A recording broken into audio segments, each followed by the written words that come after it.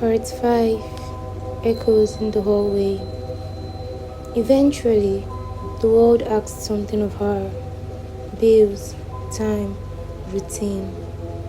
She got up because staying in bed had begun to feel like disappearing, and she wasn't ready for that yet. Her body moved before her mind could protest.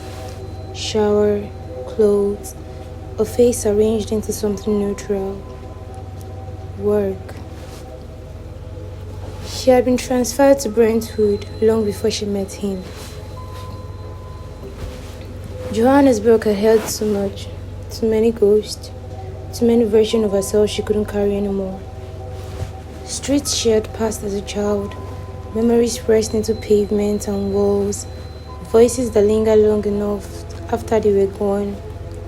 Cafes where laughter felt foreign, homes where silence had been louder than words. Corners of the city that echoed with things she had learned too early. She had asked for the transfer quietly, professionally. The firm approved it without hesitation. She was good at her job, consistent, focused, reliable. Brentwood was supposed to be a reset, a place where no one knew her history. That was where she met him.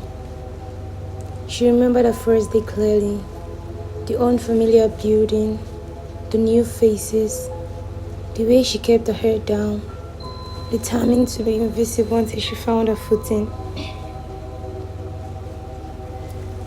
She had been reviewing a set of figures when a shadow fell across her desk.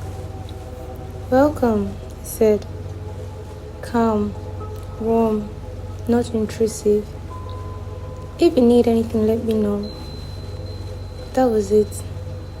No flirting, no pressure, just kindness offered without expectations. Over time, it grew. Conversations stretched longer, meetings turned into lunches. He noticed things, how she double-checked her work, how she listened more than she spoke, how she shrank when attention lingered too long. He never rushed her. That was how she let him in. Now, standing in the same firm years later, she felt the weight of irony settle heavily in her chest. He wasn't just someone she loved. He was her boss.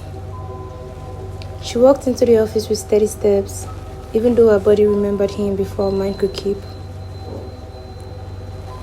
The sound of his voice down the corridor made her pause. She inhaled slowly, grounding herself. She could do this. But the hallway carried echoes. The elevator ride felt endless. She gripped the straps of her bag until her knuckles whitened, counting floors like she was defusing a bomb. Her mind replayed old mornings when she had imagined herself somewhere else, somewhere safe, far from him, far from loss. When the doors opened, she walked slowly, almost reluctantly, down the long polished hallway towards her desk.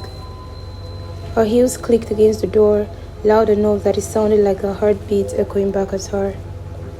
She could feel the silence of the office pressing in, not empty but dense with things left unsaid, things forgotten, things she could never unfeel.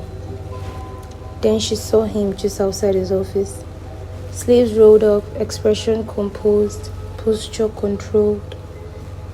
He glanced up as if he was sensing her presence, just as she froze, caught in the swirl of memories and regret. Their eyes met. No fireworks, no sudden gestures, just a quiet that felt heavier than anything else she had carried. "Good morning," he said professionally. "Good morning," she replied. And that was all. But as she walked past, her thoughts betrayed her. Every step she took seemed to awaken ghost. The first day he had smiled at her across her desk, the lunches where he listened, the mornings she had allowed herself to hope, the nights she had let herself cry when no one watched. Every moment echoed in the polished floors and glass walls of Brentwood. She paused at her desk, sliding into her chair, staring at the screen she didn't yet trust to focus on numbers. Her chest was tight, but she sat upright anyway, She reminded herself that she belonged here. She had earned this. She had worked for this. Still, the hallway whispered, our history, our mistakes, our love, our fear, our silence. And in that echo, she realized Brentwood had been her escape, and somehow it had led her straight to him. Step by step, breath by breath, she was moving, but the echoes, they were not going anywhere. Watch out for part 6.